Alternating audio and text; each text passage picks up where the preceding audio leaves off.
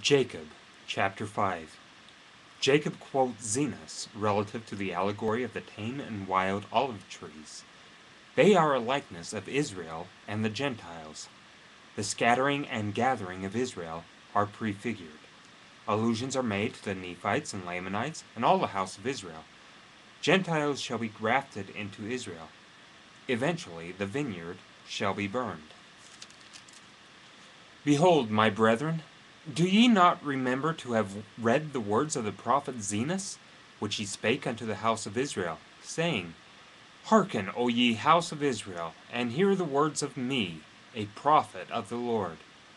For behold, thus saith the Lord, I will liken thee, O house of Israel, like unto a tame olive tree, which a man took and nourished in his vineyard, and it grew and waxed old, and began to decay.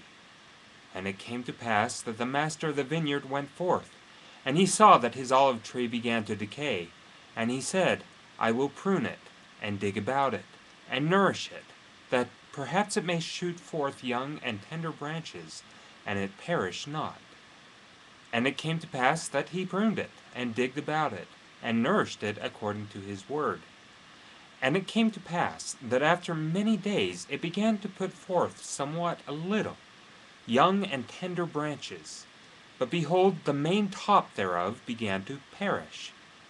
And it came to pass that the master of the vineyard saw it, and he said unto his servant, It grieveth me that I should lose this tree. Wherefore go and pluck the branches from a wild olive tree, and bring them hither unto me, and we will pluck off those main branches which are beginning to wither away, and we will cast them into the fire, that they may be burned.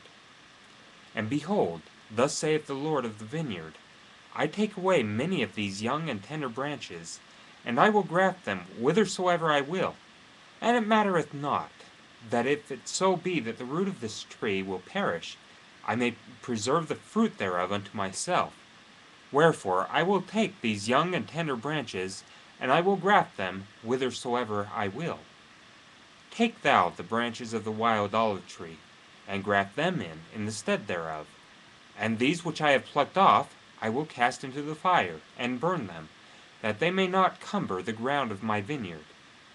And it came to pass that the servant of the Lord of the vineyard did according to the word of the Lord of the vineyard, and grafted in the branches of the wild olive tree.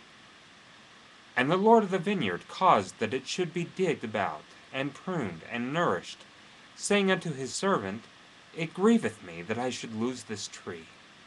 Wherefore, that perhaps I might preserve the roots thereof, that they perish not, that I might preserve them unto myself, I have done this thing.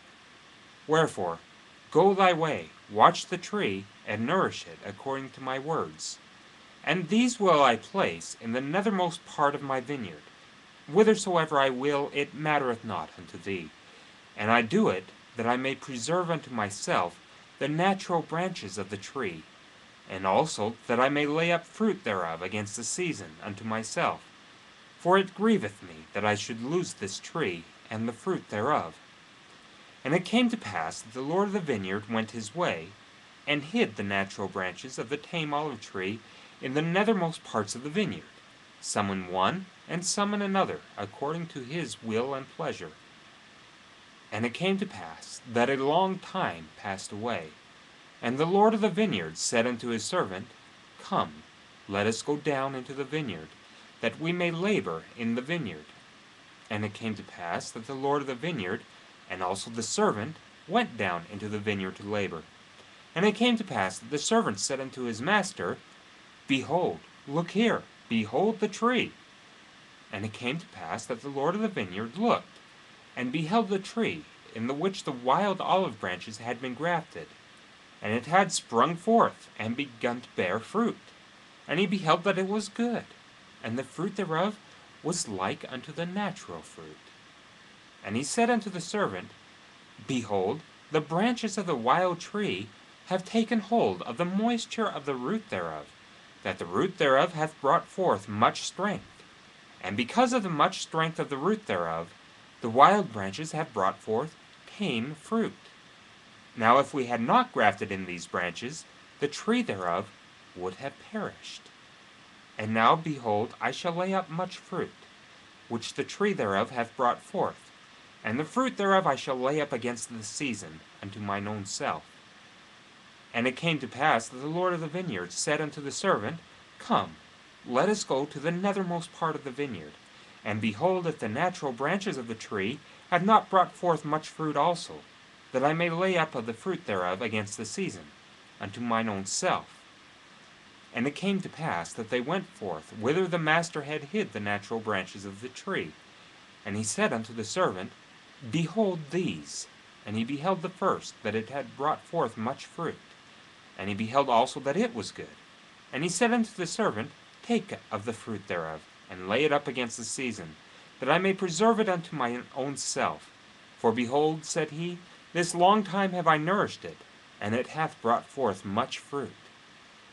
And it came to pass that the servant said unto his master, How comest thou hither to plant this tree, or this branch of the tree?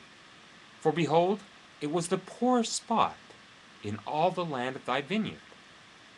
And the Lord of the vineyard said unto him, Counsel me not. I knew that it was a poor spot of ground, wherefore I said unto thee, I have nourished it this long time, and thou beholdest that it hath brought forth much fruit. And it came to pass that the Lord of the vineyard said unto his servant, Look hither.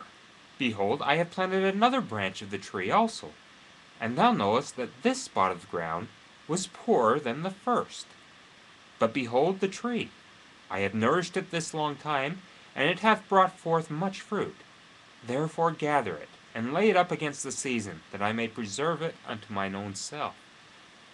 And it came to pass that the Lord of the vineyard said again unto his servant, Look hither, and behold another branch also, which I have planted. Behold that I have nourished it also, and it hath brought forth fruit. And he said unto the servant, Look hither, and behold the last. Behold, this have I planted in a good spot of ground, and I have nourished it this long time, and only a part of the tree hath brought forth tame fruit, and the other part of the tree hath brought forth wild fruit. Behold, I have nourished this tree like unto the others. And it came to pass that the Lord of the vineyard said unto the servant, Pluck off the branches that have not brought forth good fruit, and cast them into the fire. But behold, the servant said unto him, Let us prune it, and dig about it, and nourish it a little longer, that perhaps it may bring forth good fruit unto thee, that thou canst lay it up against the season. And it came to pass that the Lord of the vineyard and the servant of the Lord of the vineyard did nourish all the fruit of the vineyard.